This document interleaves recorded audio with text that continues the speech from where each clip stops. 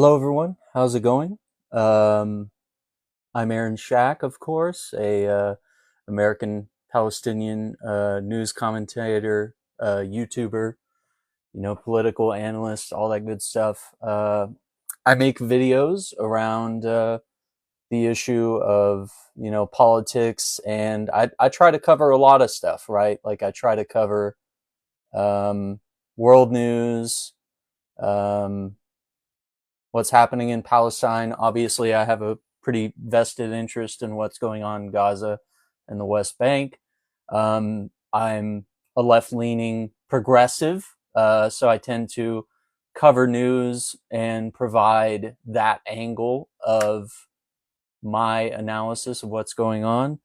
So yeah, if you want to talk about anything that's going on in the news today, I'm just going to do a short live here. I need to do a couple lives to unlock the multi guest, all those features. I need to do my 3 lives, and I've been putting it off. I have a lot of things I'm working on in regards both to my politics channel, my YouTube channel, my gaming channel, my carpal tunnel surgery, which now I'm healing from. Um, so yeah, we just need to go live for a little bit and just chit chat and get some things done. But I love to talk with people in the chat. I don't really I've not really done like debate type stuff. I do it occasionally, but I'm really more of a I feel like I'm more of a collaborator. I like to interview. I like to talk. I like to listen. I like to seek out sources and ask questions. I'm not really, I'm not here for the blood sport. At least not yet. I'm not here for the blood sport. I think there's a lot of people doing that, and that's definitely work that needs to be done. Is the debating different minds and ideas. But like right now, I feel like we're in an information deficit where there's just not enough news and not enough different perspectives on the news getting out on what's happening. So, for example, if you just consume mainstream media, think about it. You probably watch the news in the morning. Maybe you turn on local news to figure out what's going on with the traffic, the weather. You figure out what Trump's doing today. Like you get a general vibe maybe from your local news. They might highlight one or two things that's happening because that's all they have time for, right? And then maybe you're watching, various morning shows that are nationalized, like the Today Show or Good Morning America, whatever. So you start watching stuff like that, and you get like a few things from them as well. But mostly, it's all sunshine stories. It's how the three-legged puppy, can still get around, and we're so proud of him. Or Ryan Gosling's latest movie or whatever, right? So you only get that sort of perspective in the morning. And then you go to work all day and you're probably getting alerts on your phone from various mainstream media. Maybe if you follow some more, what would you call it, non-mainstream media, then you're getting different sources, through your phone all day. And then you get home at night after a hard day's work, and probably around 5 or 6, you're tuning into like the nightly news with, various people, right? Lester Holt, David Muir, all these folks. And they do a good job, right? But their shows only run about 30 minutes, right? And during that, they have to run ads because they got to make money, because you got to fund the show, you got to fund the channel. And that's the time where most people are watching, right? Is the, play the song. Wait, what are you talking about, man? Is this, should I be DJing right now? Okay. I appreciate that. I'm not sure I know that song. Um, sorry, you threw me off track. So nightly news, right? So if you're just watching mainstream nightly news, you're getting like, I would say like of that 30 minutes, doesn't it feel like at least half of it or maybe a little less is ads, it's commercials. So let's say it's half and half. Let's say it's 15 minutes of news, 15 minutes of commercials. You're getting 15 minutes of everything that happens that they think is important in the world and locally, nationally, all that. And I'm just speaking about America right now, just to be very, general. Um, and you're only getting that much media. So you're not getting the whole picture of like what's going on throughout the nation. You're not getting the whole picture of what's happening on the other side of the world, unless it's something like super devastating, like how there's plane crashes all over the place here in the States. So we're covering that pretty aggressively, right, in the States. And so you might get a blurb of like what Benjamin Netanyahu says over in Israel. And that might be the only perspective you hear all day. You don't hear what Germany thinks. You won't hear what French or the British or the Irish, or you won't hear news at all probably from the Palestinian perspective, if you're watching nightly news. And so think about that with every issue that you think is important. Maybe it's education. Maybe it's racial inequality, right? Like they always have to cram in like a weather related event to the nightly news. Like, oh, there's wildfires in California. And then another thing they'll do is they'll do like what I call the three-legged dog story. Is that, oh my God, there's this beautiful puppy, he's a three-legged dog, and look at him go. He can still walk, and we gave him a prosthetic leg, but you know, look at him, he's so joyful, he can walk and he hobbles around, and isn't it so cute? And you know, his latest, you know, owner has adopted him and they love him so much, right? Like they spend that small third of like their new news coverage, you know, covering the bright and cheery story, which we need that in our lives when things are dark, or you don't like the way things are going, or you feel like everything on the news is a mental overload and it's very devastating, right? But yeah, feel free if you have any questions, comments, or concerns. I just thought I would address the idea of, you know, mainstream media can only do so much, and it's also, you know, extremely biased the more you look into it, right? And so the reason people are drifting to platforms like TikTok, Twitter, Blue Sky, Substack being a really great one, where a lot of journalists have gone there, a lot of writers, a lot of storytellers, poets, like that is sort of, I'm seeing that replace Twitter in a way that Blue Sky is also doing, where Blue Sky is giving you that classic Twitter experience. Um, and obviously Twitter now has more features. They have the live streaming, they have the spaces, you know, all that stuff. And so I think once Blue Sky copies some of that and does it in the right way, I think Blue Sky is going to be extremely powerful. It already is. But Substack is going to be powerful in a different way, right? Like it feels like, from my experience, I'm seeing more stuff over there, right? Like news related. We're seeing podcasts. We're seeing politicians over there. We've seen, after Jim Acosta left CNN, you know, they tried to demote him and put him on the midnight the midnight cycle, when nobody would be watching. They're like, yeah, man, you're getting demoted. You know, you get to watch. You know, everyone's going to watch you at midnight. No one's going to care what you have to say. So he's off over there on Substack doing his own show, interviewing people, you know, putting out articles, written stuff as well. He probably has, I have to dive in more, but he probably has people writing for him. And same with Don Lemon, right? After being let go from CNN, Don Lemon went independent, and, you know, he's on YouTube, he's on TikTok, but he's also on Substack, and there's written articles over there. So, I mean, you think about how the media landscape has just changed in the past couple years? Like, it's not even a symptom of Trump. It's not necessarily that.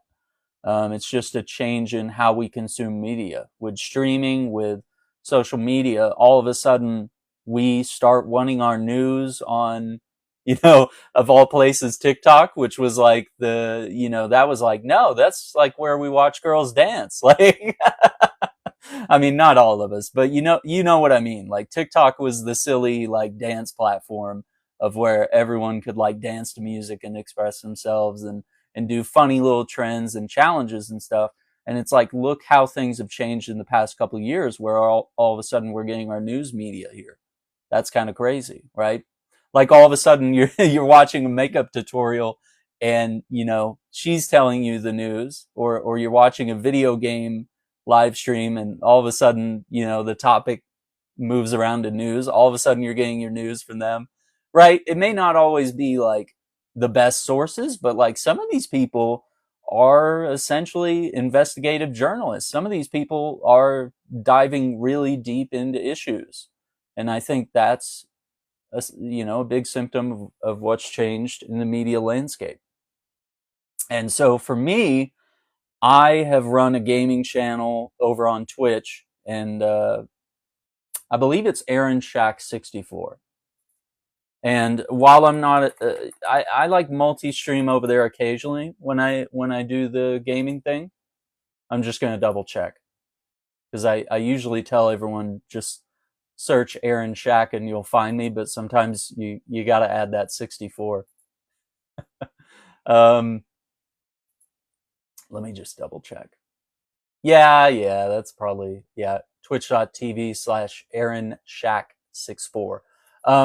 So I did about 7 years of live streaming video games over there. And probably in the last few years, I started migrating over to YouTube.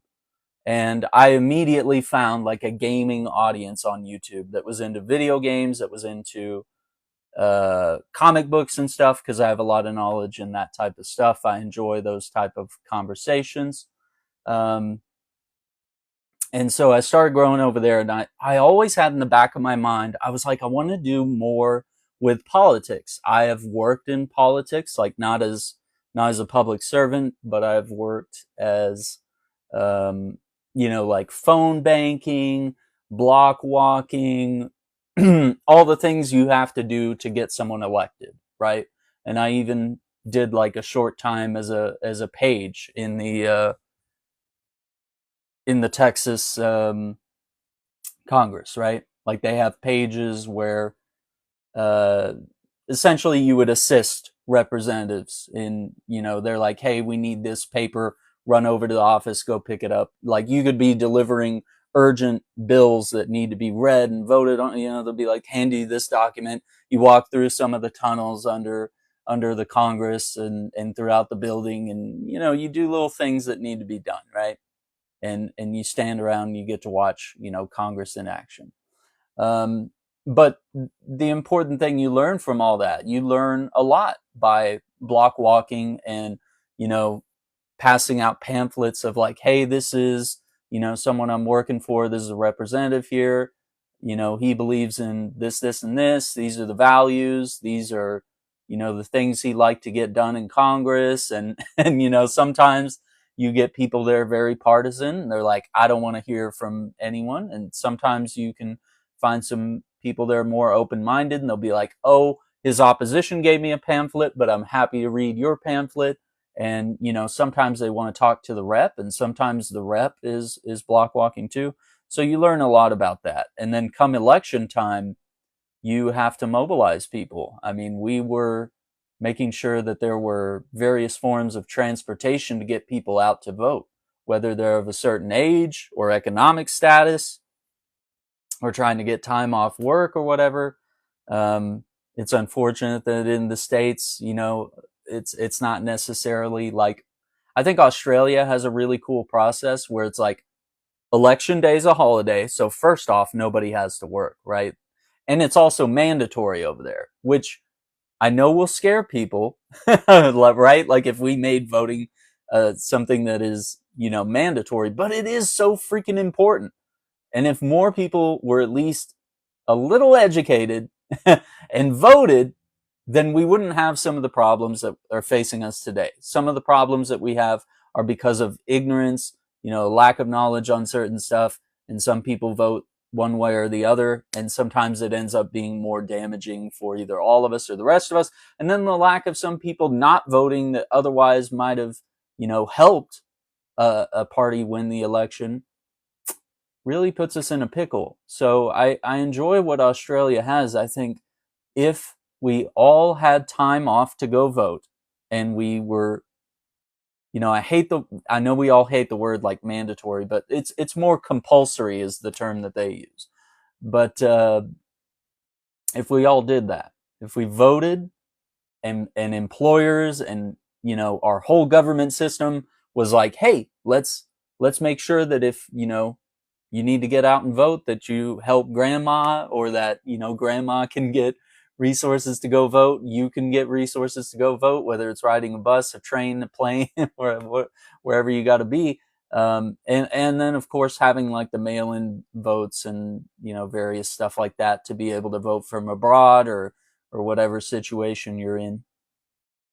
But I think if it were more of a compulsory, and, and if we had the day off, I feel like we would get more votes.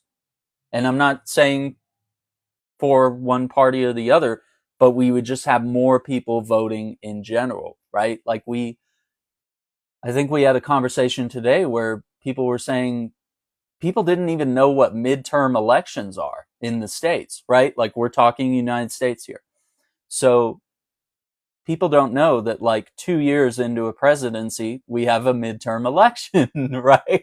And to those that know, it seems funny, and it's like, holy crap, like how could you be so ignorant, or how could you be so uneducated? But we have to meet people where they are, all right?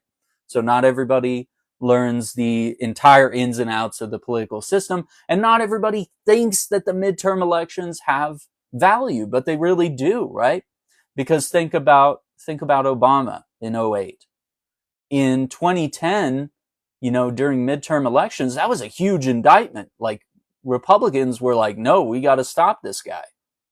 And that wasn't great, right? And think about what could happen even now. All these unpopular Trump policies that are happening with, left wingers are not finding those policies to be very good, right? Like, cuts to Medicaid, cuts to like the firing all the national park folks, firing Ebola folks, right? Like, and Elon comes on and says, oh, we're going to make mistakes. We're going to accidentally fire all the people that, study Ebola and research Ebola and keep Ebola from, jumping across the pond and coming to the States. We had the tiniest taste of what an Ebola type situation would be like during the Obama presidency, and he handled it really well. And we had, groups like USAID that would actually handle it in places like Africa where Ebola was breaking out and spreading to the US, and we had just a few cases. And the whole reason for USAID, which we got rid of, right? Because I think the courts and various other things will battle out. So the eternal state of panic that it feels like we're in, it's not entirely warranted. Okay, so you don't have to be DEFCON 1 all the time. We can back it down a little bit.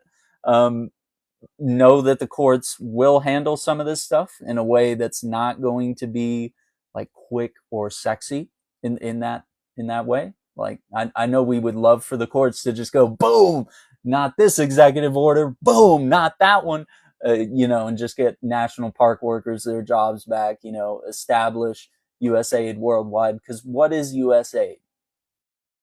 So like I said earlier, with the Ebola crisis, they would manage stuff like that. They would provide aid like COVID vaccines to people that need it worldwide, to make sure that, we try to stop the spread. And if it mutates or comes back in any sort of form, that we're prepared for that. And it's the same with people who need food, people who need water, right? USAID was there to provide resources worldwide. And why was, I see the likes coming in. I appreciate that. Is that Isis Midas Touch? I saw you earlier today. I'm sorry, I can't do panels yet. I got to unlock panels. Oh no, there you are. Oh my gosh. Isis Midas Touch. Did I say that right? Oh my gosh. What's up? You're number one. I appreciate you. How are you doing today? Are you hanging in there? I know I saw you in the live stream this morning that I was, Robin was very kind to have me on. I really appreciated listening to everybody and getting to talk a little bit. I'm a little bit of a I'm better one-on-one, so I'm trying to learn like how to interject and be better in panels where you have 5, 6, 8 people talking. And most of all, I didn't want to cut other people off and stuff. Doing okay. I'm doing pretty good. So big personal thing about me is I just had carpal tunnel surgery on my right hand here. So there's like a little incision that's healed up. And I'm a guitar player and obviously a content creator and a gamer. So I do like gaming content on YouTube, and then also I dove into politics, which is what this channel is. So I I was feeling a lot of like numbness on the back of my hands and numbness in these fingers for being on the mouse and the video games, the camera, the guitar, right? Like it's all the same functions. Grandma has surgery like that too. It will heal. Oh my gosh. Well, I'm glad it healed like really well for her. And it feels like, after several weeks, I think, that scar is starting to get less and less visible, and they gave me something to put on it. So now I'm at the point where they're like, hey, let's resume normal function and see how you feel. Because they said the left hand, while you are saying that the symptoms are bad for you, the levels that they did from the nerve conduction study where they shock you all throughout your arm, they do little controlled shocks to see how your nerves react.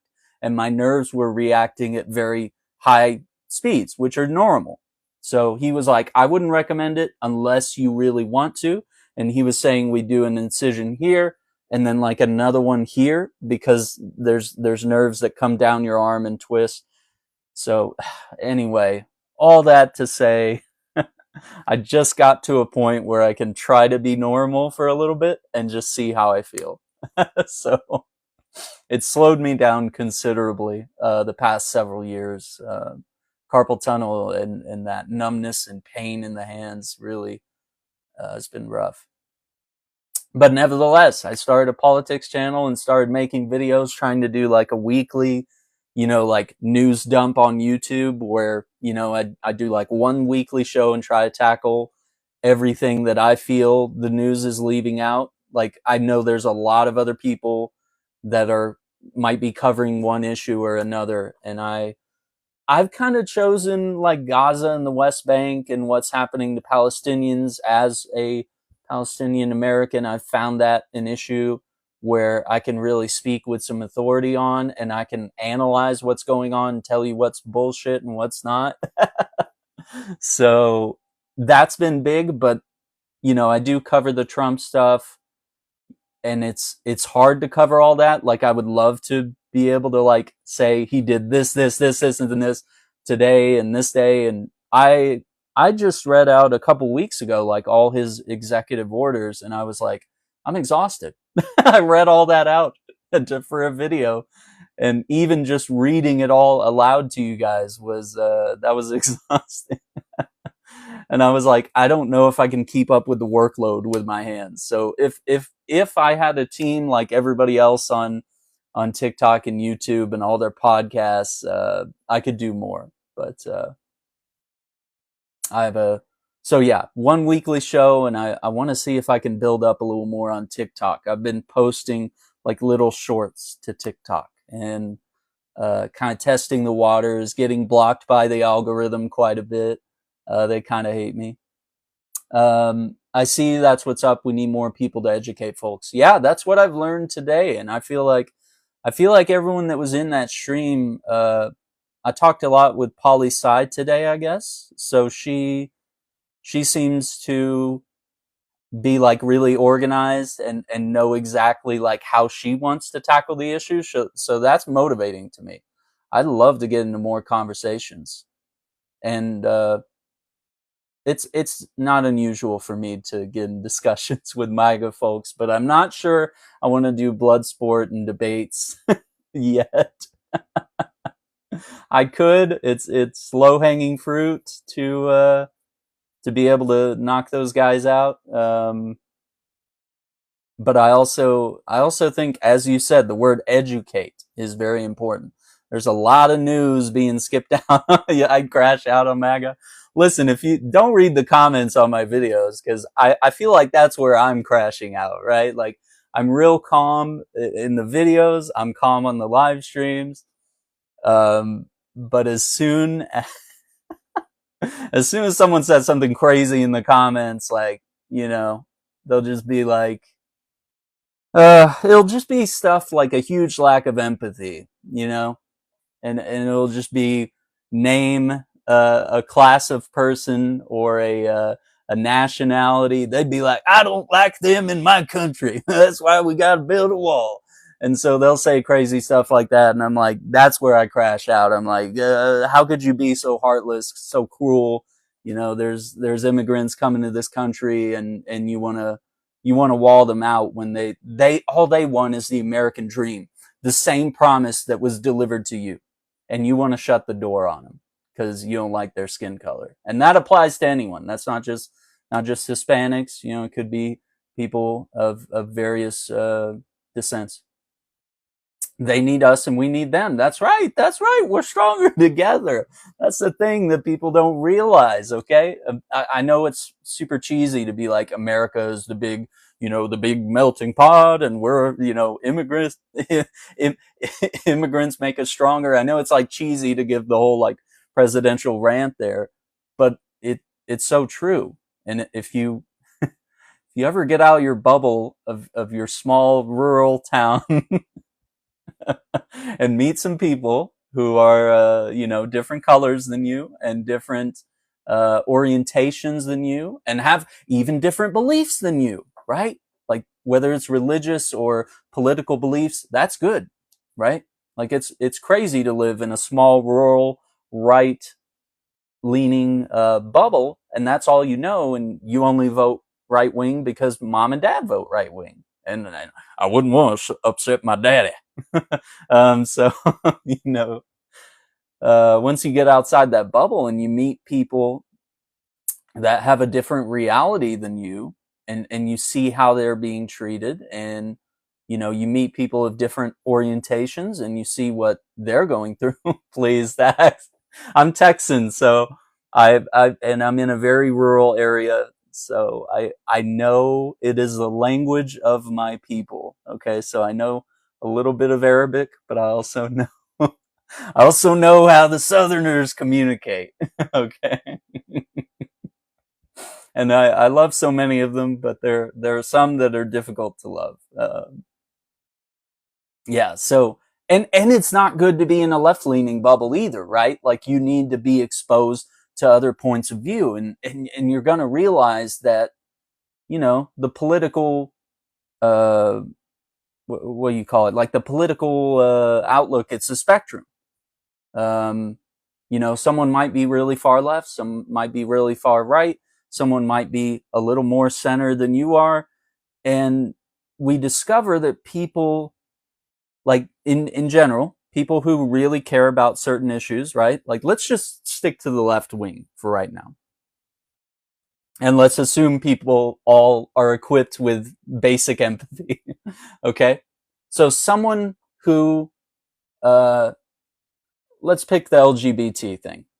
Because that one is a difficult one for some people to navigate, right? Like some people just don't get the idea of different genders and separating gender from sex and the bathroom thing, which is just a huge social thing that, doesn't affect people. Like there have been public restrooms that are neutral for men or women to use. There's obviously restrooms for men, restrooms for women, restrooms for disabled, restrooms for both, where it's just ambiguous, right? But people might stand in different places on the LGBT issue. It's not that they're against you, but like one thing we had in the video game scene was that a Hogwarts Legacy video game was coming out, and all the LGBT folks were boycotting it. Now, not everyone boycotted, right? But it didn't mean that they were against you, if that makes sense. Okay. Like they got friends and cousins who are gay. They got, you don't know other people's experiences, right? Before you get out there and punish everyone. So let's just put it this way. They disagreed with you 1%, right?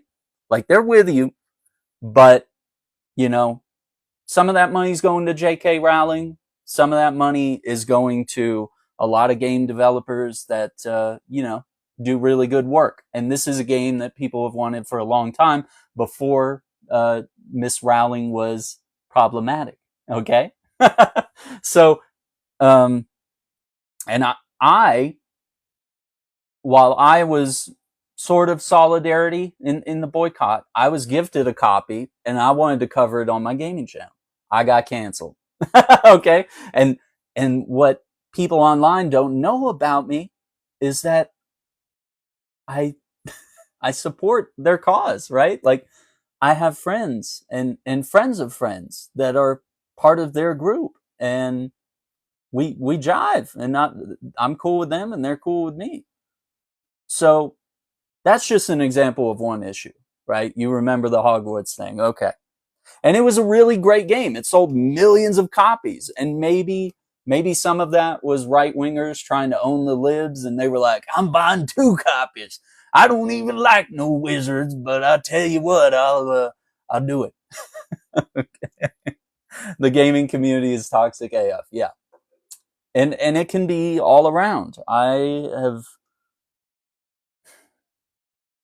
dealt with so much over the past like 10 years of being like a gaming content creator. So, if you're interested in that type of stuff, Aaron Shack on TikTok, just Aaron Shack without the politics.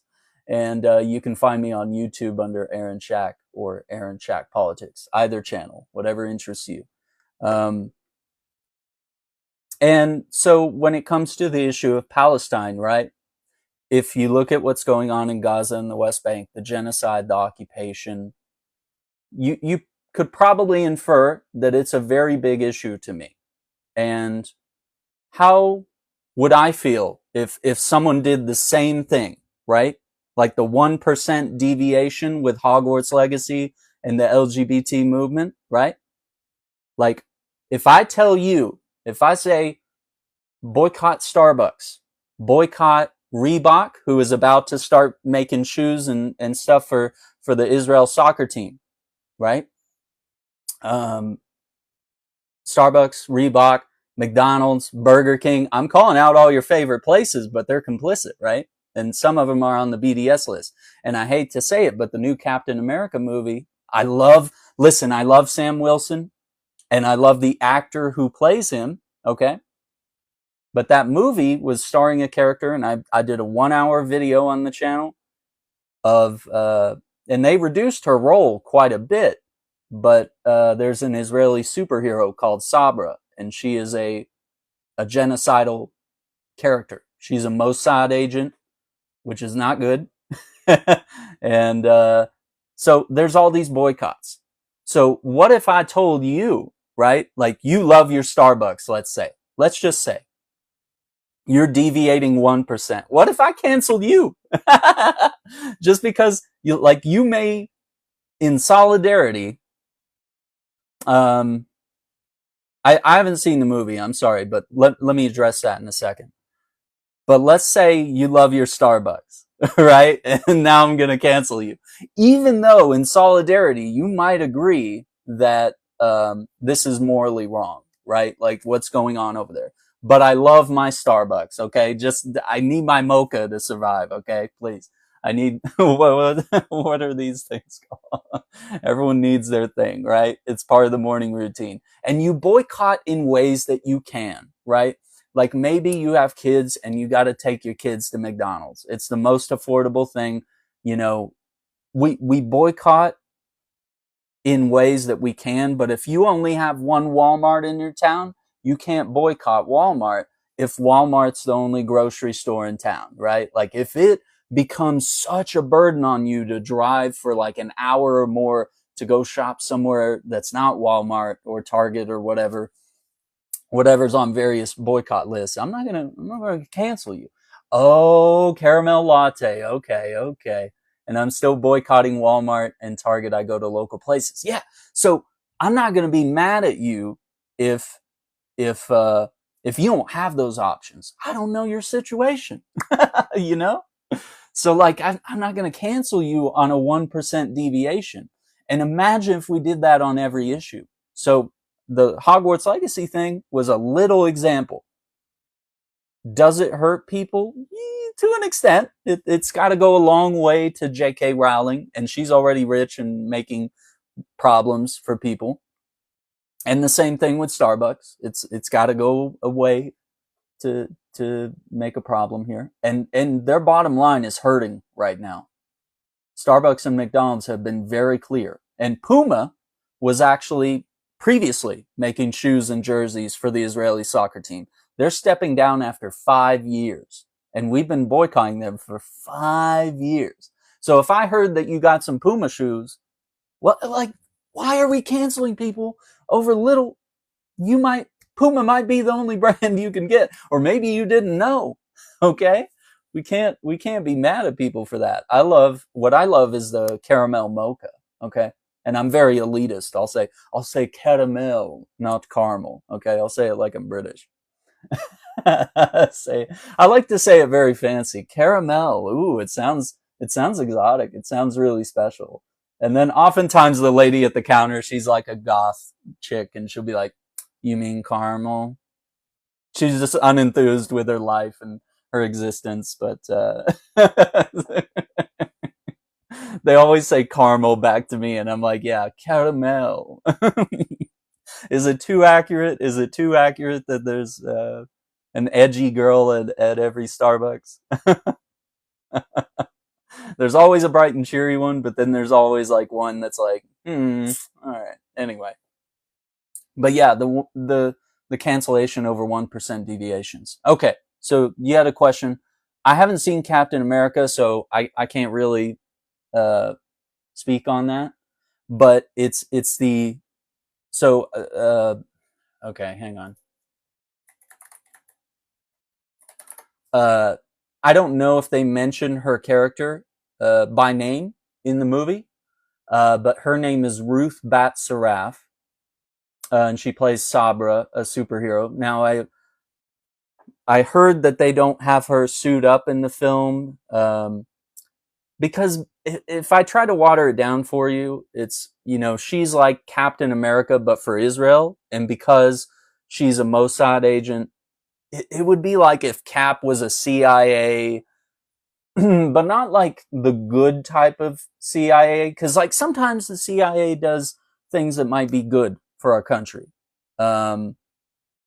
but she's like the wing of the CIA that like oppresses people and G-side and all that, right? Like indoctrinated by the country. And Mossad did the pager thing, if you know about the pagers, which that comes as can I say the terrorism word? I don't know.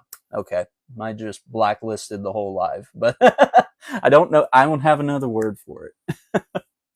Does she have brown blonde hair? I believe so. Yeah, the actress Shira Haas. Let me turn the camera here. I'll put it on my computer so you can see. Yikes. Okay. Yeah, Shira Haas here. I believe she was in. Oh, I can't move my camera. It's very stiff on this tripod. Yeah, I don't want to scroll too much. You hated her? Oh no, you hated her. Oh man, okay, so you picked up on a vibe without even knowing like the history of the character. Well, I have an hour-long video. you can't avoid it because it's pinned on my TikTok. It's pinned on my Aaron Shack like gaming news and comic TikTok. And it's also on both of my YouTube channels, Aaron Shack and Aaron Shack Politics. Now, obviously, it did better on my Aaron Shack channel on YouTube because I have a lot of comic nerds, and they're like, they either know her or they learned about her through me. And I did a 1 hour, like, exhaustive breakdown on the history of the character, the history of the region. She's not necessarily named after the Sabra Shatila massacre, as I explained in the video, but she was named like before that happened, and they didn't change her name after. So imagine there was a character named Auschwitz Man or Holocaust Man, or I mean, there is a character called Hate Monger, um, that would be like a racist kind of KKK guy. But yeah, imagine if there was like a superhero of, and he was Mr. KKK and he had a white hood, and, right? Like, people would be offended, right? So to Palestinians, this character is really offensive. And if you're picking up a vibe in the movie where they've reduced her role and you don't see what's going on, I want to join up, because remember Hydra? I got that vibe from her. Oh no. Okay, well, see, because I boycotted the film and a lot of Palestinians were marching and advocating for that, and it's even on the official list. Like, they say you should boycott Disney and Marvel as a result of this. And I understand not everyone's going to boycott Disney, right? Because, like, you got kids, you might need something for them to watch, right? Like, just put on the Disney app or the Disney Channel or whatever. Like, I understand that people are going to boycott where they can in different ways. So we're back at the 1% deviation, right? So you're picking up a Hydra vibe. See, and that was the thing about the boycott, is that we didn't know how she was going to be portrayed in the movie, right? We didn't know if she was going to team up with Cap, and they were both going to be like some pro-Israel propaganda of, oh yeah, we sure love that that bombing of innocent people we've been doing. Good job out there. Like, that's not something Sam Wilson would do. That's outside of his character, right? I want to see the movie, but at the same time, I'm going to see it where I don't support the film. Like, I have to know what happens, because I'm a big comic book fan, so I have to discuss it. No, don't spoil it. I'll watch it eventually, but sorry, I'm trying to get your comment through there. Yeah, old dude dirty. No, I'll watch it soon enough. But like, I just don't want to support while it's in theaters. I don't pay for Disney Plus, but whenever it hits there, um, one of my family members pays for it, and like I said, it's a thing. I'm not gonna cancel family for it, but sometimes we like to watch Disney, and yeah, there's some of those free websites. Yeah, exactly, right there. And like, I would love to support. I know this is a huge uh, break for Anthony Mackie, right? Like, this is he's played lead in other movies, but I mean, this is huge, right? Like, this is a chance for him to get his bag. And I don't know if you were there earlier, but part of Robin's live stream, they were looking at generational wealth of like movie stars and actors, and basically every single actor was Denzel is a production company, Tyler Perry, Kevin Hart, 50 Cent, go down the list, right? Like, Samuel Jackson, every African American man or woman that's had a movie or a TV show, basically they all have a production company. And that's the new generational wealth, right? Like, it's not enough to have a mansion or a supercar. Just property that doesn't always guarantee generational wealth in the way that it used to back in the 50s or 60s. Uh-oh. Yeah, clock it. Oh my God.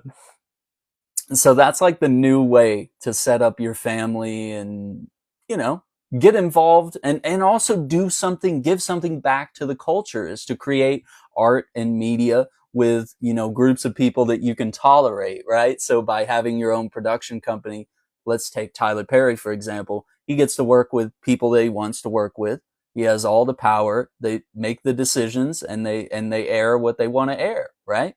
So you don't have to go through the old YT execs. Sorry, I'm getting used to TikTok words.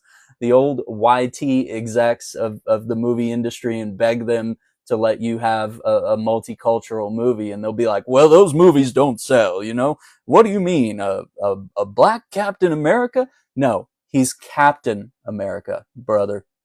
Okay? It's not, we never say the race when he's a different color, but all of a sudden we have to highlight it. Now, it's important. It's a good thing that we're seeing that, but he's Captain America, bro. Okay? So just like when Steve Rogers is Cap, Bucky has been Cap in the comics, and so is Sam Wilson. Okay? So they're all deserving. It's in the same way that Miles is Spider-Man, Miles Morales, Peter Parker's Spider-Man. I mean, Spider-Gwen, she's Spider-Man. Shit, everybody's Spider-Man at this point. Okay. I love another Mackie. He did good, and they said he was DEI. Like, bruh, what? Yeah. Yeah, the DEI thing, it's come around from a lot of things. I think before I saw it in politics, it hit the gaming scene really big. Because basically now, anytime there's character of any culture in a video game, I don't know if you're in tune with video games, but I'm such a gamer. The DEI words came out real quick. Yeah, they were just like, oh, this, Overwatch, look at how many diverse characters. I miss when it was just an all-white cast, like, where did all these women come into my video games? I miss when it was just Lara Croft. I love Lara Croft, but, it's not a bad thing. I think one of my earliest learnings at a young age, where I mean, there were other things. I was watching Fresh Prince of Bel-Air. I saw the episodes where Uncle Phil had to like stand up to the police because he was doing something unethical with Will and Carlton was like, "You can't do that to us. Do you know who my dad is?" Like Carlton's doing the thing. So like I knew about racial injustice as a kid, but like one of the things that really hit me was Grand Theft Auto. One of the Grand Theft Auto video games, San Andreas, was the first one to feature an African American lead as the main character, Carl Johnson, right? And when I realized at that age, what year was that? When was this is like early 2000s here. Let's try to gauge this. 2004, yeah. And Vice City Stories also had it, yeah. So, yeah, 2004, you're right. Okay. So, when I realized that just kids that I knew had a problem with that, right? Where they were like, why can't we be a white guy in LA? A YT guy in LA, sorry. I still gotta, YT to me is YouTube, so I gotta learn to say YT in the other context. I'm just gonna be blacklisted forever. It's just, okay. It's just, oh no. Sorry, TikTok. I guess I'm out. But yeah, when I realized like people had a problem with that, like glass wall shattered, right? So while I knew there was inequality, because, Family Matters, The Cosby Show, stuff that I grew up watching, like Family Matters, Cosby Show, Full House, Fresh Prince, Boy Meets World, like I was watching the full spectrum of, everybody was my TV dad, right? I had a lot of different TV dads, so multicultural TV dads, right? So when you learn that's a problem, it's pretty crazy. And yeah, I feel like the DEI thing invaded the gaming space pretty heavily. And I'm not sure if you're up to par with a game. There's a game called Assassin's Creed Shadows. And Assassin's Creed Shadows is going to be the first game where the game goes to Japan. And there's going to be a female ninja assassin. Oh my shit. I don't know why S word is getting... I have a lot of sensors on, because because it's usually for the comments where people are saying wild things, and I kind of just don't want certain things to get through. I don't have problems with cuss words, but like it's like I think in the document where I like copy pasted a bunch of like slurs and stuff, and the ways people like to type certain words, they'll do like a certain word with a three as the E or whatever. They'll try, cheat the system. So yeah, sometimes like regular cuss words get swept up. So my bad. What was I on? I don't even know. Yeah, Assassin's Creed Shadows. Okay. Yeah, be nice. No, no, it's fine. Don't sweat it. I'll happily bring your comments up because sometimes those expletives are needed in the world that we live in. Yeah, so you have a female assassin in the video game who is a Japanese woman, and she's a shinobi, so she's like a ninja, right? And then the male character is Yasuke. So if you don't know about Yasuke, Yasuke is an African samurai. So dude this is a real historical figure, by the way.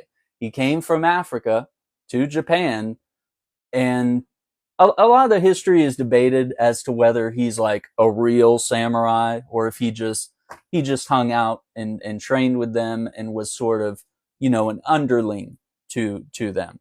And of course, this is a fictional video game, so like they take some liberties, right? Like, and you get to play as Yasuke if you want to. You can switch between him and Naoe, who is the female Japanese woman. So you can choose. But people are calling it DEI. People are calling it woke. Woke is the is the other tag where it's I guess people feel like the diversity is being forced. And I will be real. I'll let you know when I feel like the diversity is being forced. This is not being forced, dude. Like, this is a real historical figure. And Assassin's Creed always has Benjamin Franklin, Leonardo da Vinci, Machiavelli. They all show up, man. Like, and there are probably games and media that we could talk about where maybe it feels like they're forcing a character. But in this case, it's just tell people you're racist at this point. Just admit it. You just don't want to play as a black dude. Like, it makes you uncomfortable. And so here's the interesting argument, okay? This is the only interesting argument that comes around to this. There's not a lot of Asian male or just Asian representation video games, right? So this might be the one spot where Asian American men and women get to be in a video game, and it feels like this African character is blocking that, right? But let's be real, okay? Let's be real. Because who is arguing that? Is it the Asian men? Are the Asian men mad about it? No. It's YT men. It's YT men that are mad on behalf of Asians that there's an African dude blocking them. Like, Asians aren't mad. They're excited. They love Yasuke. They got statues of Yasuke in Japan. They think he's dope. It's not that racism is cured in Japan, but it's kind of like the Karen, the YT Karen. She's mad on behalf of you. she's being hateful and cruel on behalf of what she thinks other people think, right? They hit the Yakuza table slam when they have to play another race in the game. Like, bro, play the game. There you go. Play the game. Yeah, Yakuza's prominent. Like, I love Shenmue. It's a old Dreamcast game that's had a couple sequels over the years, and it's very similar to Yakuza, but it's about a boy whose dad is unalived by some sort of kung fu master. That's Shenmue. Yeah, let me see. Yeah, I've been gaming a long time, but I'll show you the cover art, I guess. Oh, Did I do it right? I did. Yeah. Yeah, Shenmue on the Dreamcast. Yeah, Story of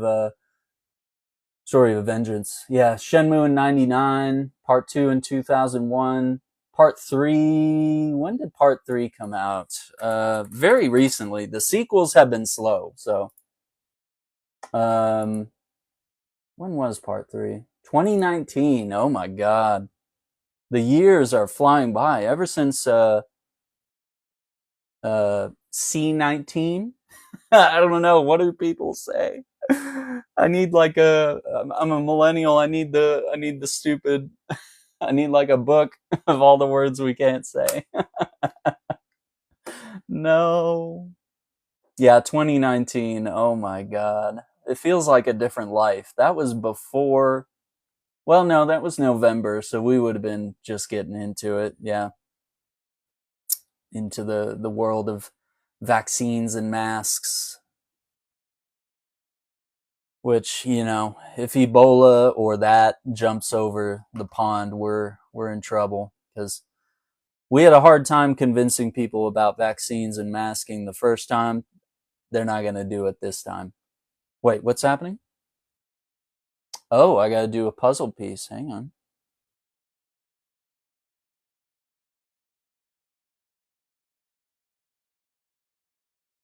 Oh my god, I had to do a puzzle piece thing. I'm sorry. What was the puzzle piece thing? To say you're still active? Okay. I guess I'm not active enough. I need to be twerking or something. There's not enough movement on screen. I don't know. We can't just talk. We can't just chill. Oh my god, I'm in trouble. Okay, let me make sure. Gonna watch gameplay. Yeah, I did a whole playthrough of it on the channel a long time ago. We did some live streams. Um, I've played a lot of games. Um, I'm trying to think. Let me see if I can give you a case for. I can't give you a case of it being actual DEI, because like DEI is a good thing. It's the meaning is distorted by the right wing, right?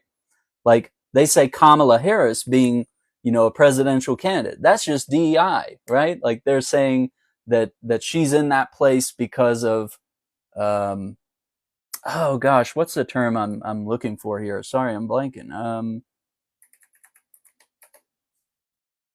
The like people that think the NAACP gives African Americans an unfair advantage over YT people, right? I don't know what the word is I'm looking for. Uh, where YT people, yeah, you're like, please, where YT people feel oppressed that other people are getting a leg up, or what they perceive as an unfair advantage, right? DEI is a good thing. It what does it mean? It means diversity, equity, inclusion. Everybody's included. Things are fair, right? And you have to have equity to be able to make things fair, right? It's like the guys that are standing on the cardboard boxes to see over the fence to watch the baseball game, and the kid's too short, so he needs two boxes instead of one. The adult male, he doesn't need any boxes to stand on, right? So there's a difference between equity and equality. Equality is everyone gets one box, and if you're too short to see over the fence, if you need two boxes, that's equity. That's like, okay, he gets two boxes. It looks unfair, but like now he can see over the fence, right? And don't. They just help us mostly for college students. Exactly, right? Otherwise, people wouldn't be educated. You wouldn't have that college education, which is so important. And a certain party tells you not to get a college education because they want you stupid. Because stupid people are easier to control. They're easier to manipulate, right?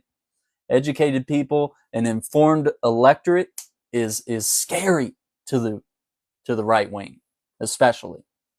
I don't see that example on the left wing. Um, yeah, yikes. Okay, so I still can't think of the word I was looking for, but I don't know. Okay, so can't really think of of an example of like bad DEI, but I can look at examples where representation might not have been the best, where it feels like shoehorned in. Do you ever see examples of that in media? Whether it's anything, it could be any race, it could be any orientation, where it's like, okay, you put this character in the show, but you're not like doing them justice. You're not giving them enough character growth. You're really just putting them in to do like a checkbox to be like, yep, we got we got this character on the cast. Um, we're just gonna have them in the background, but we met our goals, right? So in the Batman Arkham series of video games, there's a character called Deadshot, right?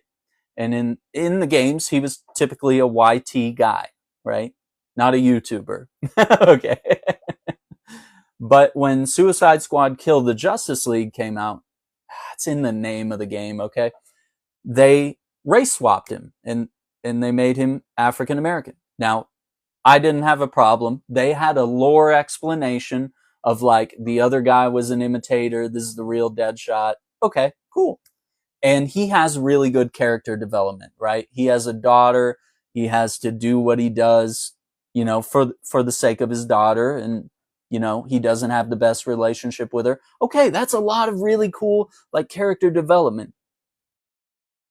People immediately got on the DEI train about it. And I get it. It's a jarring change. It's not a great way to introduce a character, but we have to look in the movies and even in the comics. Deadshot, who may have in the past been a YT character, pretty consistently now he's been an African American male. And Will Smith, right, in the Suicide Squad movie that wasn't super great. You had Idris Elba not playing Deadshot, but you had Idris Elba as Bloodsport, I believe. Yeah. It was Bloodsport, which he's basically the same thing, right? Yeah, Idris Elba was in James Gunn's Suicide Squad movie.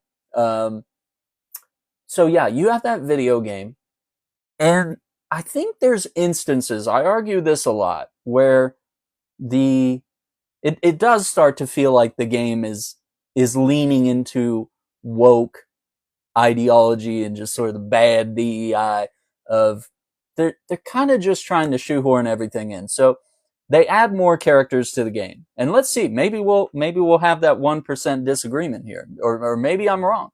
Okay? So there's multiple characters that you unlock. Over time they added more characters. And one character, her name is Lawless, and she is Deadshot's daughter. So she's obviously African American, and she has like communist tendencies, which is crazy.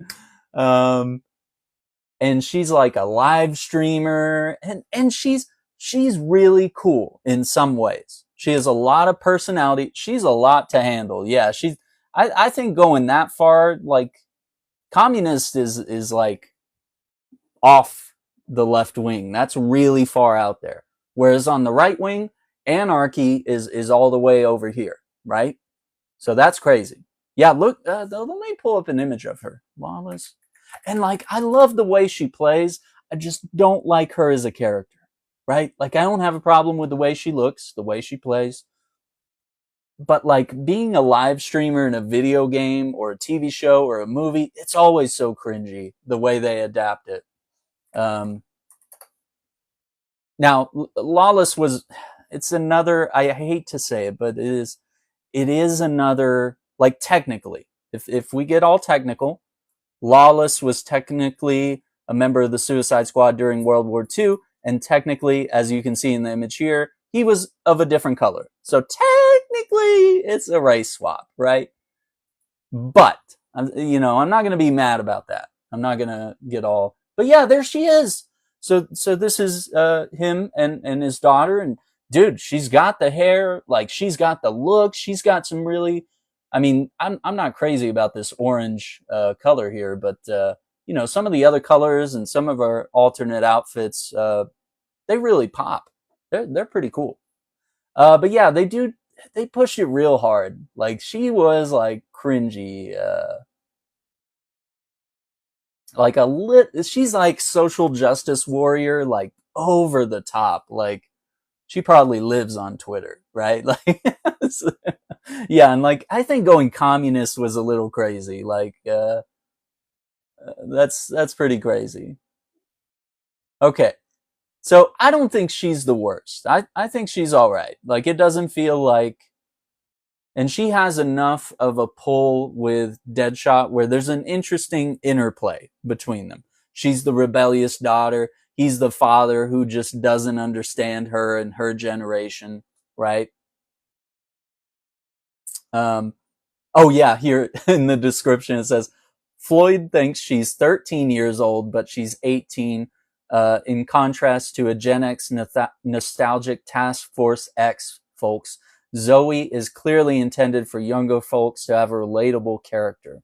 But she's a little bit too Gen Z coded, erring on the side of social justice buzzwords, which I'm totally cool with, and techie narcissism, references to bodily autonomy, Wi-Fi passwords, and an anxious obsession with battery life. Oh my god, it's so funny. And she has like all these like anti-gravity moves because she has a gauntlet that lets her, you know, mess around with gravity and reality in some ways. So she's kind of fun. Like as much as I found things cringy about her, I did have fun playing as her. Making us Gen Z folks look bad. Yeah, she's I promise I'm one of the good ones.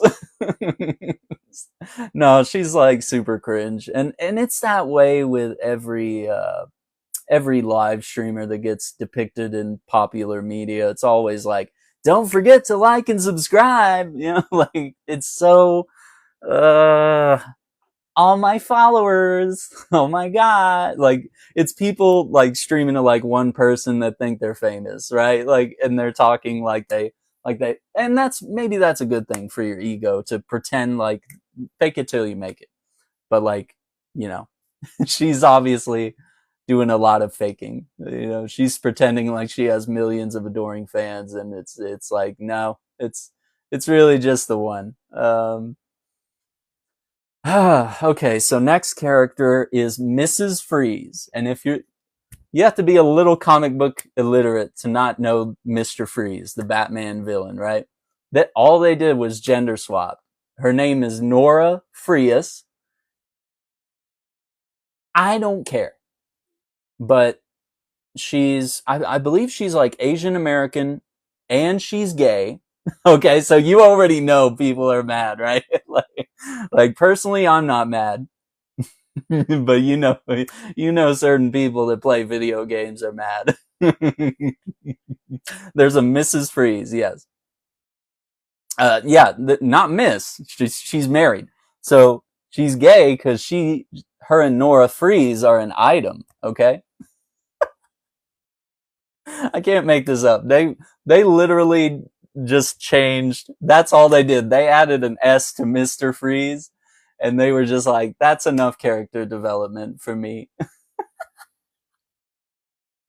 So it's not Victor Freeze. It's Victoria Frias. Frias, but you say it like free us. Free us, free us. It's subliminal messaging from the LGBT community, which cheers to them, right? Like there's a lot of messaging from them in the game. Like there's a in the Justice League headquarters in the game, there's a banner that says something like "We welcome all heroes," and it has the rainbow flag and all that. And you know, I was like, all right, that's cool. Like you would see that at like a museum, or because like that's basically what the Hall of Justice functions as in the game. It has like the heroes and all their gear. and little museum exhibits where Superman and Batman tell, they're telling kids, they're like, yeah, I stand for truth and justice. The Batmobile is an awesome crime fighting tool. Let me tell you about it. Yeah. So they just added an S. So I would say that's an example of weak representation, right? Like, you didn't make a new character. You didn't go with an established character that's already female, like Killer Frost. Do you know Killer Frost? She got the mohawk. She's, I believe, in every, typically, Killer Frost. I mean, yeah, sometimes she's, always felt like, yeah, I guess she might be canonically YT. I think there have been some interpretations where she is African American. Yeah, there is. I think so. I'd have to dive into that to give you like further. But I like her as a character. She would have been really cool.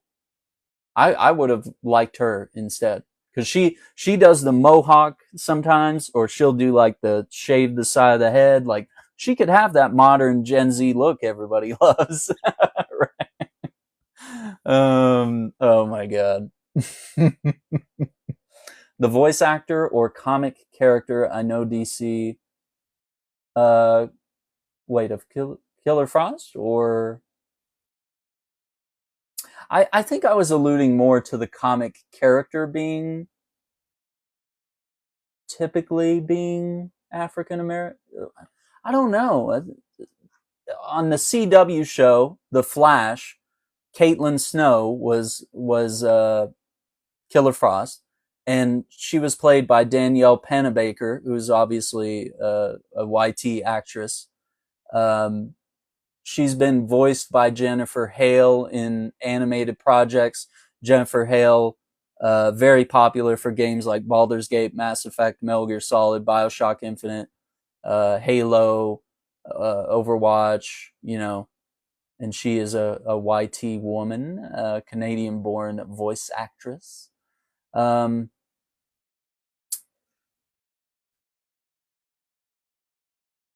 Yeah, I was trying to see.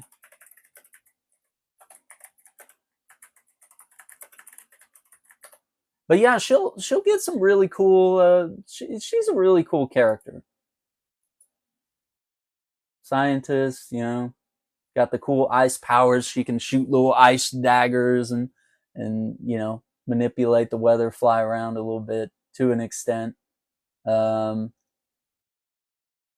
yeah. Okay, so I would say she would be a better example. Like, Mrs. Freeze isn't great, right? Like, it's a gender swap, and you're introducing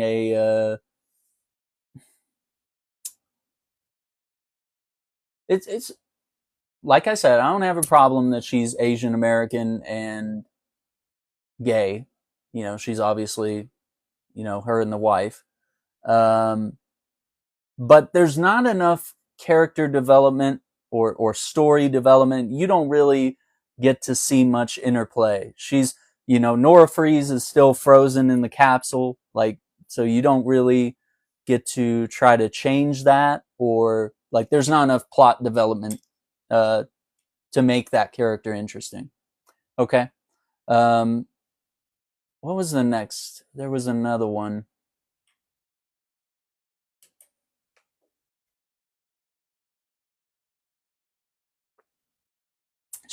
I think she was the most egregious one, if I had to say that, where they didn't do it right, like, if they just put in Killer Frost, you could have made her, you know I don't think the orientation matters in comic books.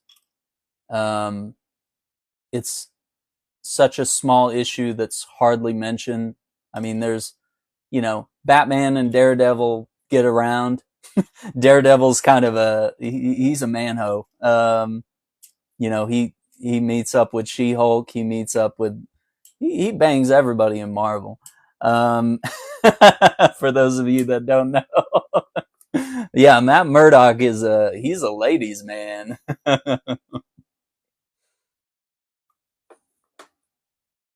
But yeah, I don't. It depends where you're watching. Like the movies aren't going to show stuff like that because they need to market to kids, teenagers, adults, and it can't all be about nudity and whatever. Um, and sometimes the games, it's all a tricky space, tricky navigation. Yeah, Electra, let's go, Electra. She's great. Oh my gosh. Yeah, I mean, he gets Electra too sometimes. Like that's woo, sheesh. That's a handful for both of them. They're both handfuls. Oh my gosh. Yeah, she's amazing. Yeah, so is Electra your favorite? That's pretty cool. Like number one. Let's see. I'm pretty basic here,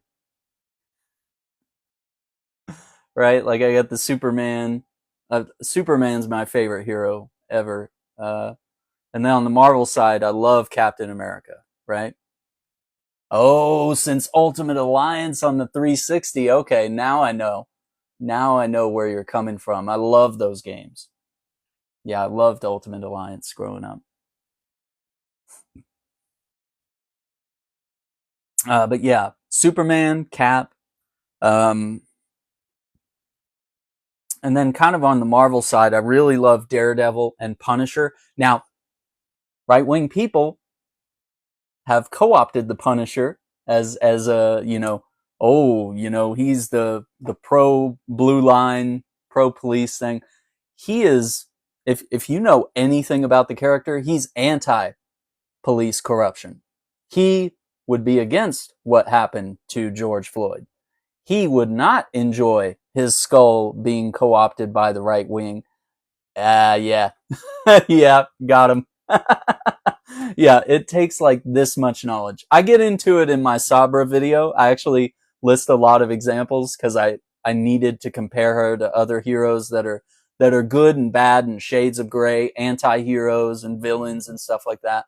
Um, you might really enjoy that video. I'm not I'm not forcing you to watch it, but please, I need more views.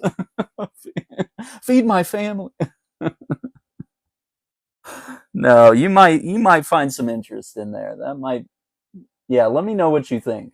Leave me a comment. Shoot me a message over here. Whatever you gotta do, get in touch with me. Let me know what you think of it by the end because I put so much work into that video. It took so long.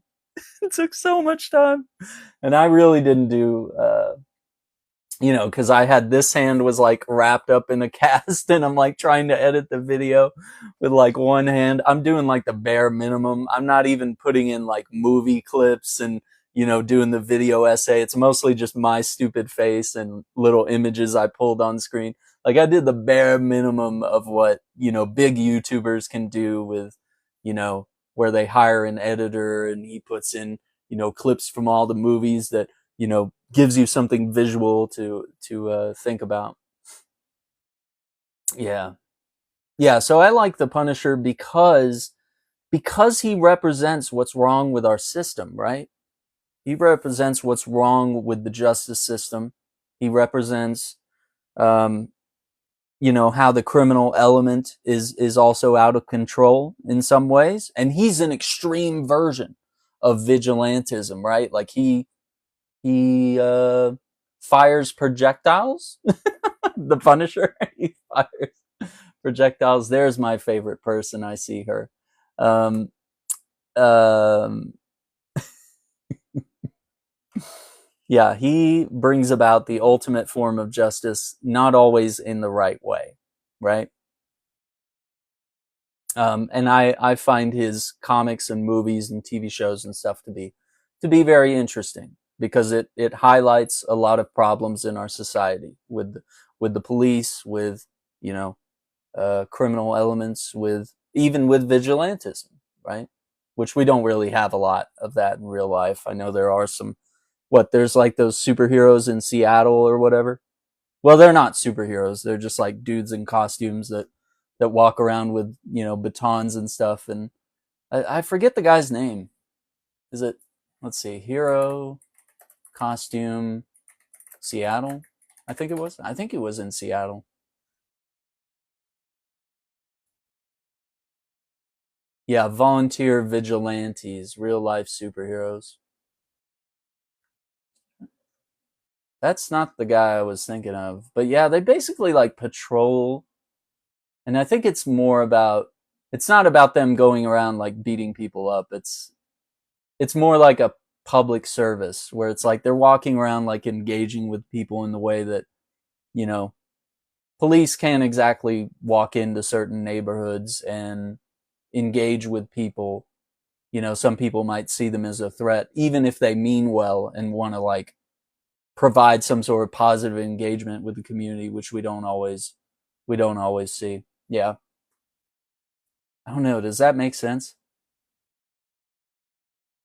But yeah, basically these fully costume heroes just kind of walk around, and it's like you get that feeling of like if Captain America were walking around your neighborhood, you would, you'd perk up a little bit. You'd make sure you weren't doing anything crazy, and if he spread some sort of good message or good word, you would engage, maybe in a positive way, and maybe that in turn just it, superheroes patrolling does something differently than what police patrolling is like. There's more of a negative connotation surrounded with police patrols than there are. Like, what if your aunt was just walking the block making sure all the neighborhood kids are behaving, right? Like that's a real thing, right? So, like it's almost that same thing. Who's a villain in my neighborhood? Not me. Yeah, right. Oh my gosh. Yeah, not me. I don't know. Okay, so yeah, that's like way off topic. But yeah, favorite superheroes. Um, but the reasons why, and I think I explained it in the video, a lot of the reasons why I love Captain America, it's not necessarily the Star Spangled Pride of, the stars and the stripes and, the it's about what he represents. He represents the American dream, which goes back to the I'm wrapping up so nice right now. Which that goes back to the earlier theme in the video, which is the American dream and how some people want the American dream and they want to close the door behind them and make sure no other immigrants get the American dream that we got or I got or you know maybe the older generation got, right? Because to be fair, we were all immigrants at some point, unless you were native to this region. Um, we all got here somehow.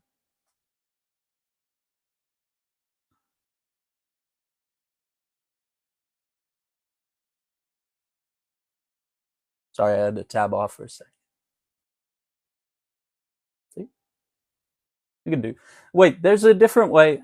I watched a video where Gen Z does the heart hands a different way. This is apparently the millennial way, but like Gen Z does it with like, oh no, G Money's here. I saw his name. I'm sorry, I didn't mean to call you out, dude. No. Oh no, there he is. What was I talking about? We do it that way too? Okay, well, it was like I don't know, they were doing it with like just a few fingers and I don't know, it looked different. Oh my gosh. Um, but yeah, that's why I like Captain America. And it doesn't matter who's behind the mask, man. Like the theory is the same. He'll stand against his own government if he believes America's doing the wrong thing, right? When everybody's hailing Hydra, Captain America shows up and he sets everything right, you know? So it's not that characters like Superman and Captain America are uh, indefinitely loyal to America. It's that they love what America stands for, which is the American dream, the unity, the United States, everybody working together. Superman's the alien story. He's an immigrant, dude. Spaceship lands in Kansas. He's an immigrant. He's fleeing the destruction of his world and his society, the same way people in the Middle East are fleeing their war-torn country and coming to America looking for a better life. Same way people in southern countries, South America, Mexico, they're fleeing their countries because of issues down there. Oh, the likes. Appreciate that, Ashley. You can shape it with your index and middle fingers too, or like the Asians do it with their thumb. I'm gonna look it up. I'm not gonna try to do it here because I might do some gestures. It might be like this, and then all of a sudden I'm doing gang signs. No gang signs. Just kidding. Not the Tony Stark move. Oh my gosh, that's so funny. Yeah, Kansas of all places. Yeah. Get those, Superman picks up on those, what is it, Midwestern values, I guess, which are fairly similar to some of the Southern values that you might say, treating people with respect and, standing up and doing the right thing when no one else will, having the courage, stand up to a bully or whatever. To, often doing the right thing is not the popular thing, right? Being the one person to stand up to the bully while he's bullying somebody, that's not the popular thing to do. Popular thing is to turn a blind eye. Whatever's happening around the country, it's not popular to go out and protest, to be the first one to say that we need to go out and protest, that something's wrong in our society, and to be the first one to say, to call it out. Not easy. Oh, I appreciate that. Let them cook. Oh no, I'm cooking now. I love it. I love to let them cook. Thank you. I need to get into that. I need to get into I haven't, you might tell me not to, but I haven't become financially invested in the TikTok. I haven't yet engaged my credit card with the coins.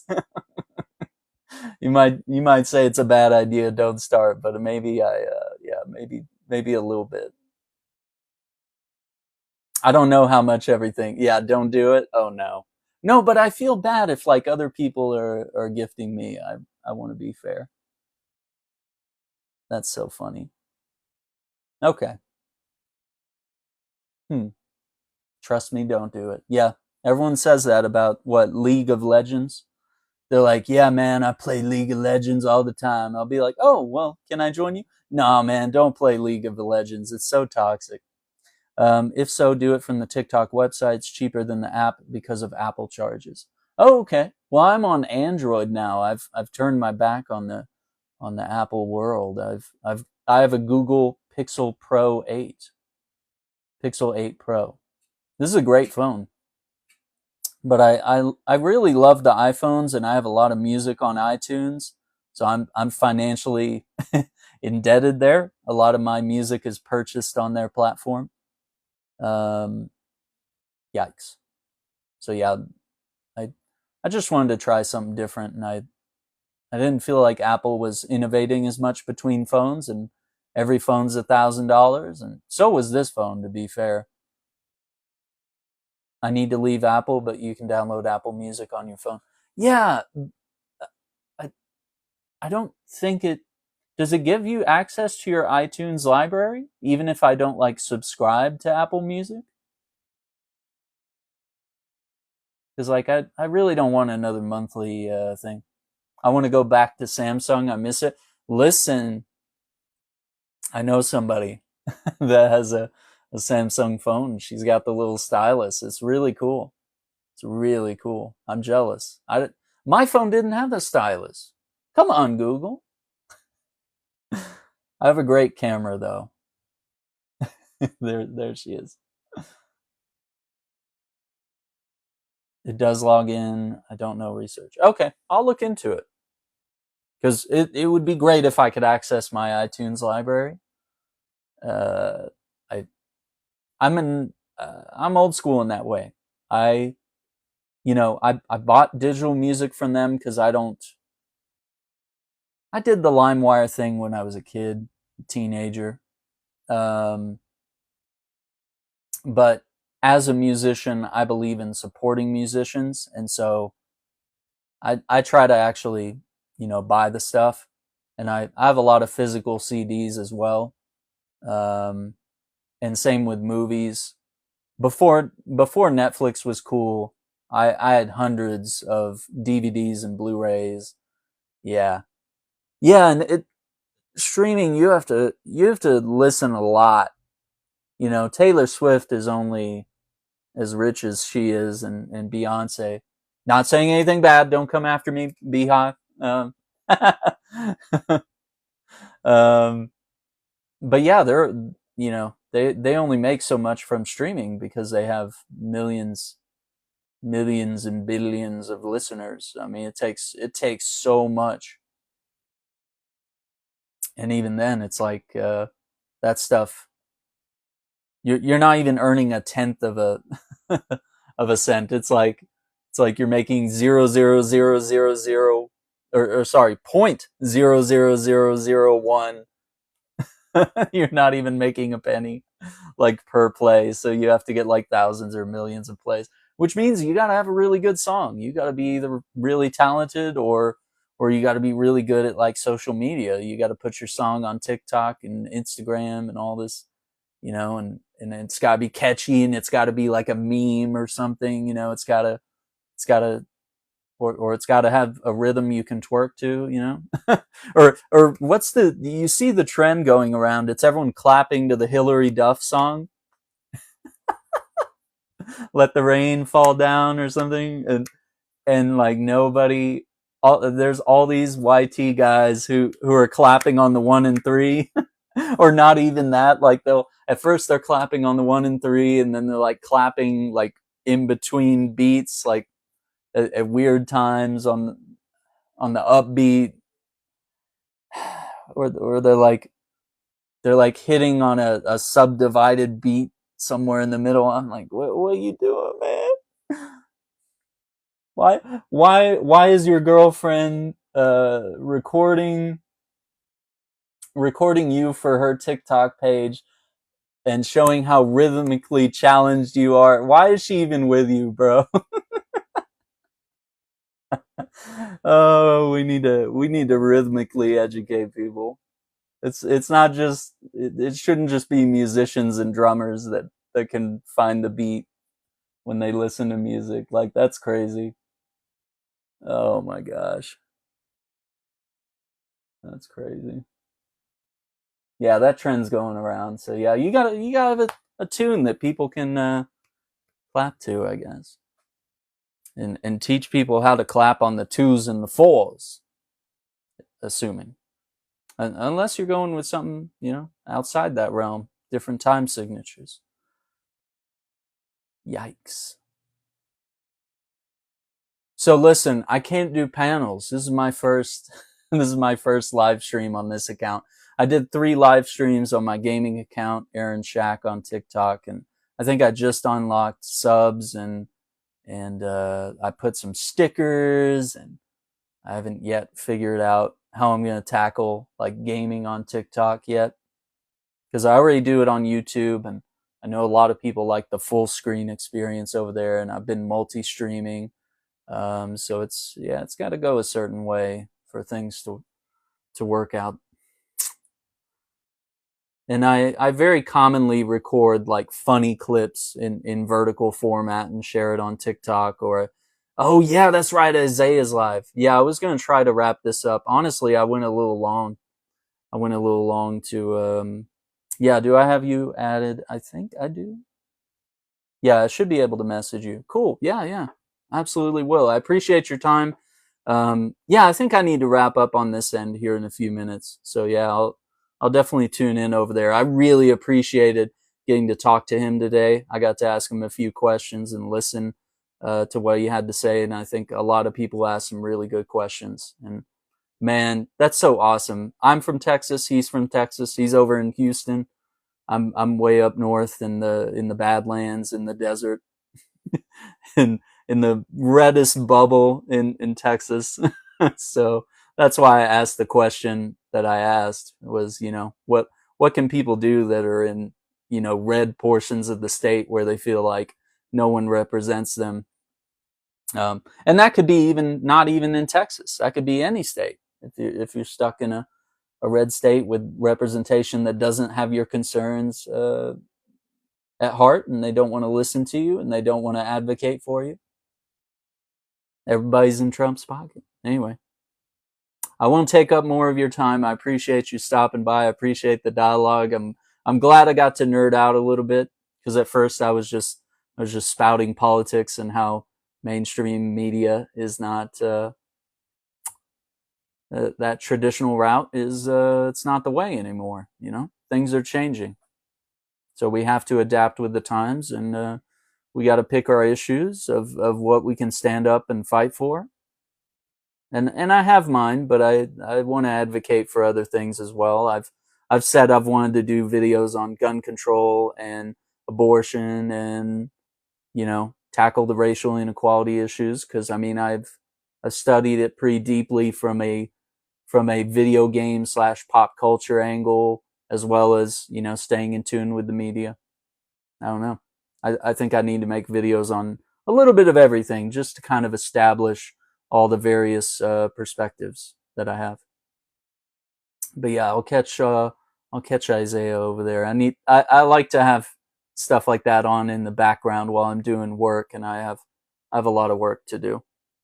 I just got external hard drive. I got to back up all of my Twitch streams because they're going to delete a lot of the archive. Yeah, they're going to be I have like 6,000 hours of live streams on Twitch, and they're like, yeah, we don't want to hold on to all this data that nobody's watching, so I need to push a lot of that over to YouTube and other platforms, and I need to just download it. So I bought a very large hard drive. Yeah, like I said, I streamed for about 7 years on Twitch, so I got archive of all that stuff. I've done about 3 or 4 years on YouTube, and I'm learning TikTok. I've been on here a few years now, maybe, but I was just publishing videos. I didn't really didn't think I had much possibility here, but I'm starting to learn I was probably wrong. You just gotta find cool people that you vibe with, and probably the same with whether it's gaming content or the politics stuff. You got to really find it. Been on YouTube for about 10 years. See, I made my account like back in 2005, but like basically never thought about publishing videos because I figured I didn't have the technology to make it happen.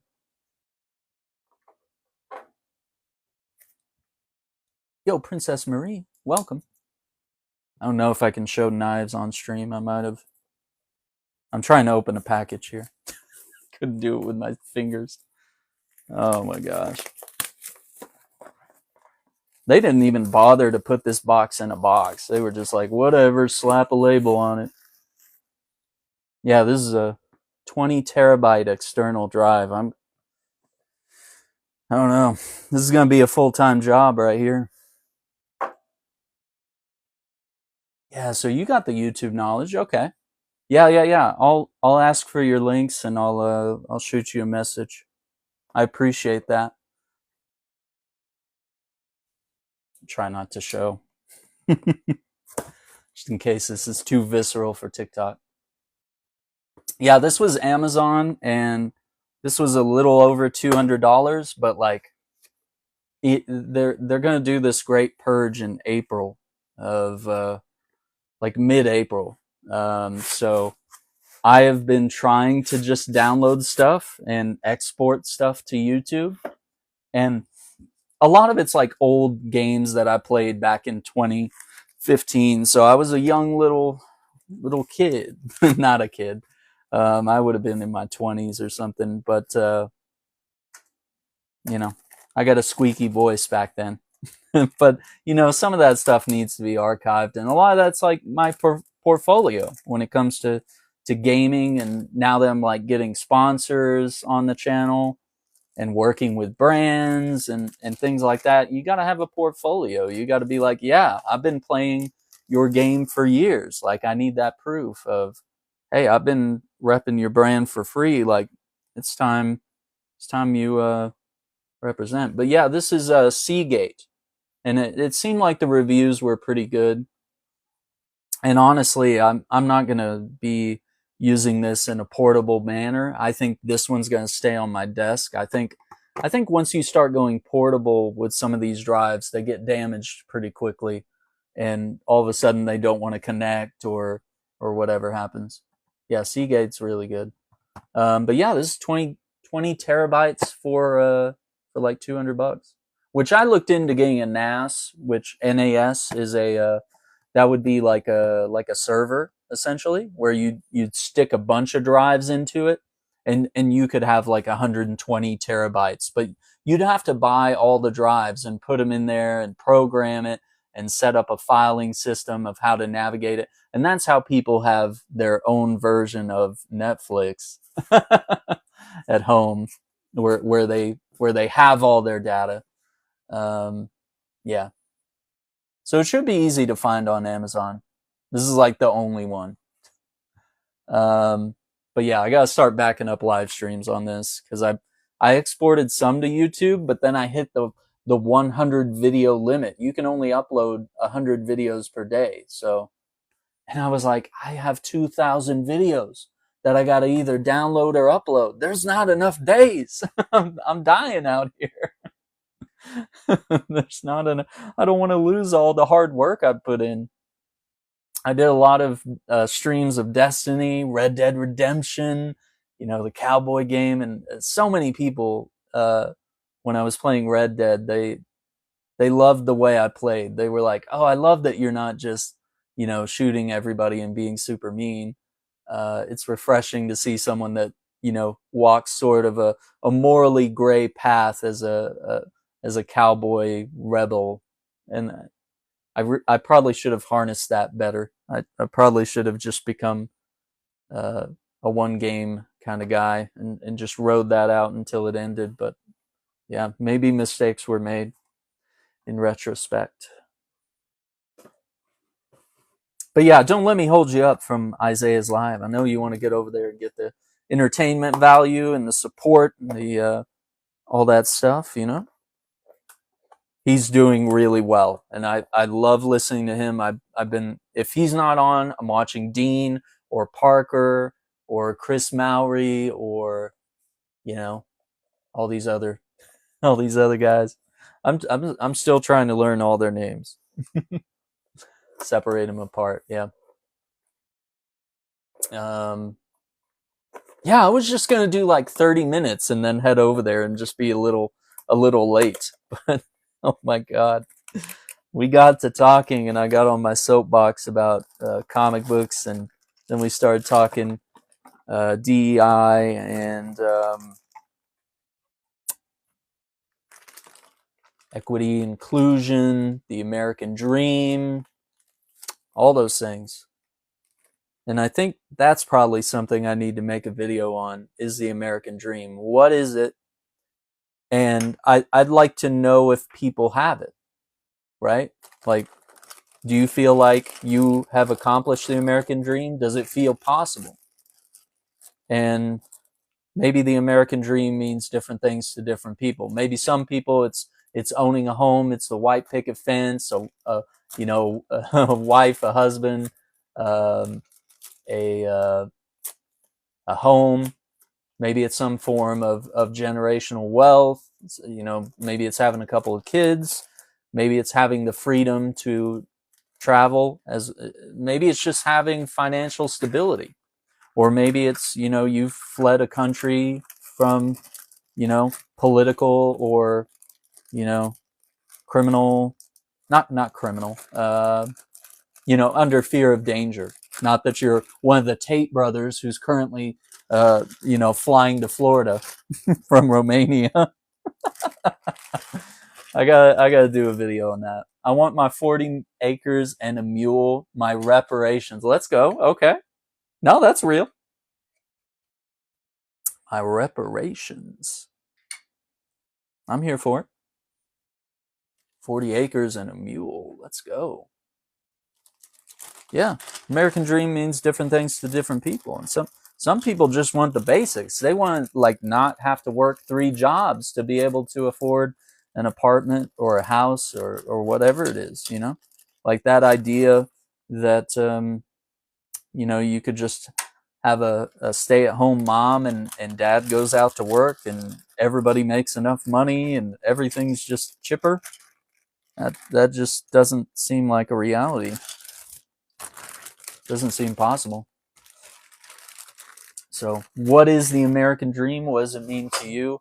And does it feel impossible to achieve? Does it feel like our country has let us down in a way? Like, what's the vibe? And is there more to it than that? Is the American dream having access to healthcare, whether it's, you know, as a woman or whether it's just healthcare in general, but it could be the controversial stuff, the abortion, the you know, just the feminine health type stuff, um, which can be hard to access in a lot of states, and there's a lot of lack of education on a lot of those issues, and mostly men are making the decisions on access to those type of things. And I feel like the women that probably are in, you know, Congress and other forms of representation, those women are not necessarily advocating for women. You know, your Marjorie Taylor Greens and your what's the other one's name? The crazy one that does stroking motions in the movie theater with her date, Boebert, Lauren Boebert. Yeah, who got ejected from a movie theater, right? Like they're not advocating on behalf of women. They don't care. They're doing fine. They're basically stay-at-home moms that get to, you know, instead of just screaming on Facebook all day, you know, they get to go to Congress and do the same thing. Oh shoot, I just tapped a bunch of crap. Sorry. I hope I didn't like. Look how easy it would be to accidentally ban someone. I got fat thumbs, I guess. Welcome everyone. I think we're just talking about the American dream right now, and specifically, I think we tapped into a little bit of I need a better word than just women's healthcare. It sounds so vague and so TikTok safe or whatever. I don't know. But like, yeah, you have men that have no idea about what happens in a woman's body, um, making those decisions for them, and we don't have enough women in Congress. We have a lot, and we're starting. I'm really surprised that there is such a diverse lot. Like Jasmine Crockett is incredible. Um, she's speaking up really loud, and I wish more Democrats were doing that right now. Not just on women's health issues, but just in general. You know, in the face of total fascism, you know, you would think we would go down fighting. But yeah, there's her. There's Rashida Tlaib. You know, all the members of the squad. Like you have literally the only Palestinian representative gets censured.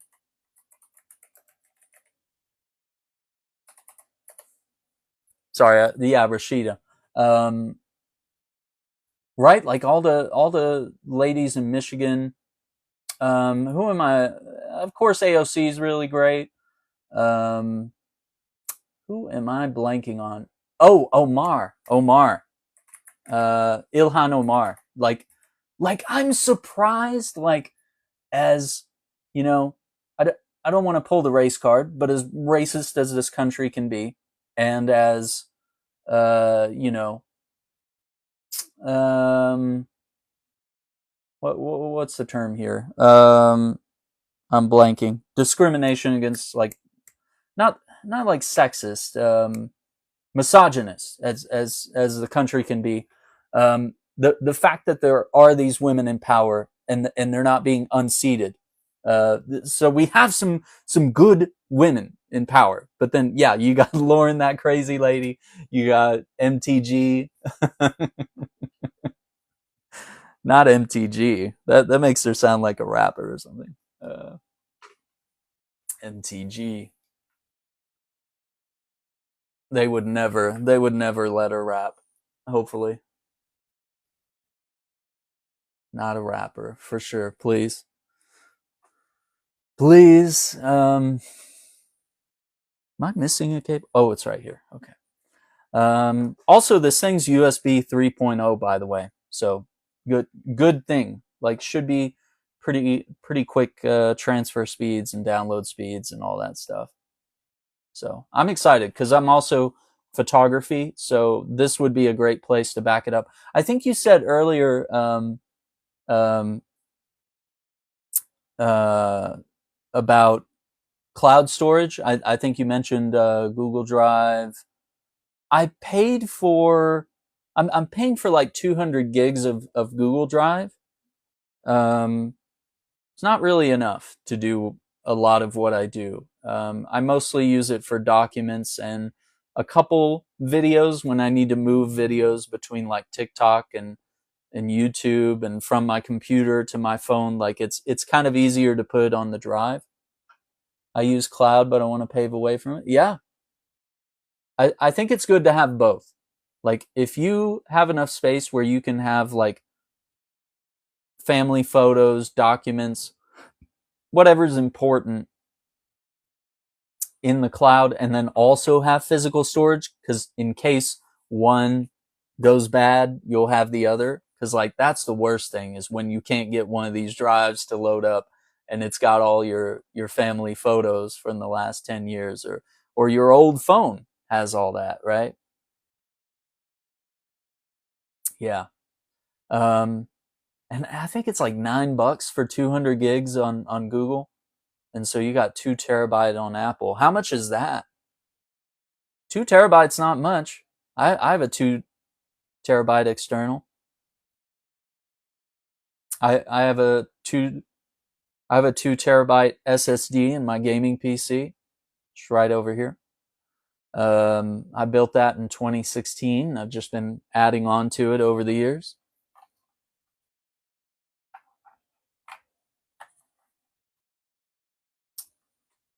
$10 each. Oof.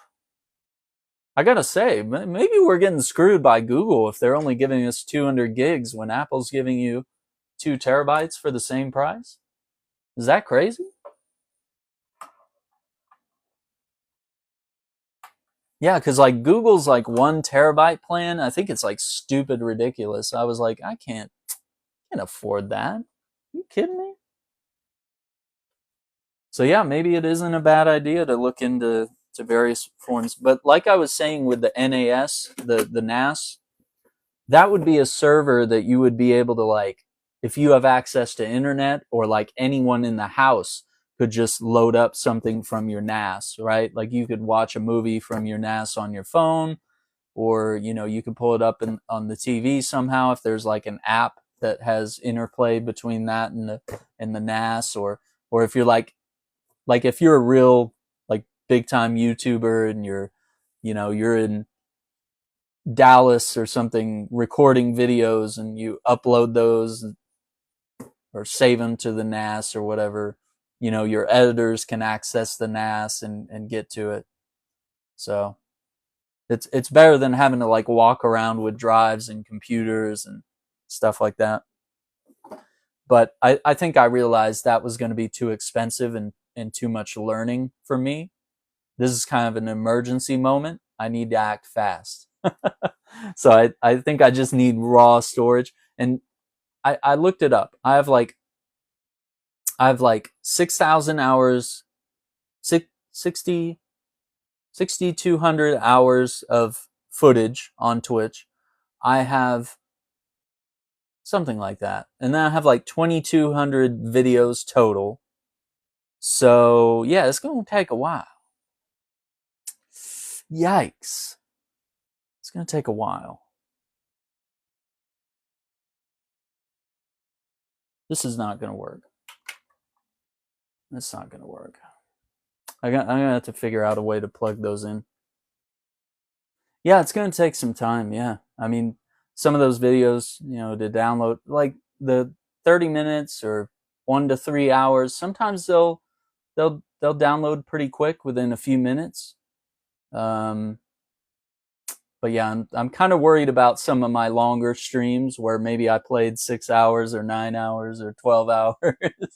There might be a couple of those here and there where I was really heavily gaming. Maybe we're on a raid in Destiny fighting the bad guys. We lose track of time. Speaking of losing track of time, but yeah, I guess I need to do another live tomorrow, and I gotta do my 3 lives. Yeah, when you have free time, so you can test it out. Yeah, I need to get to work on that. Oh no, it's Renee. Just when trying to wrap things up, I want to go watch Isaiah. Oh my God, I was just gonna do a quick 30 minutes before I head over there, but I got carried away. No, I really appreciated being on that live today. That was super dope, and it was really great to hear different perspectives, and maybe a lot of forces that are largely in agreement of what's got to be done, and maybe everyone just has their own unique way of how they're called to serve, and what they can do, and how they can speak out. And it's really cool that I think Robin shared that platform to be able to talk to people. And I love the jams. That was super cool. Listening to some like old, 60s and 70s jams, like the classics like that never get old. Some of that. Yeah, 1 a.m. Oh my gosh, so you're Eastern time. Okay. Yeah, I'm Central, so here in Texas. Yikes. Yeah, so we need to get over there. Listen, everybody, I appreciate you all. I'm going to head over there and just listen in the background while I, maybe download a few things. I need to at least maybe get some things going overnight and go from there. Central time in Missouri. Oh, right. You're saying it's almost 1 a.m. Okay. I thought you were a whole hour ahead. Never mind.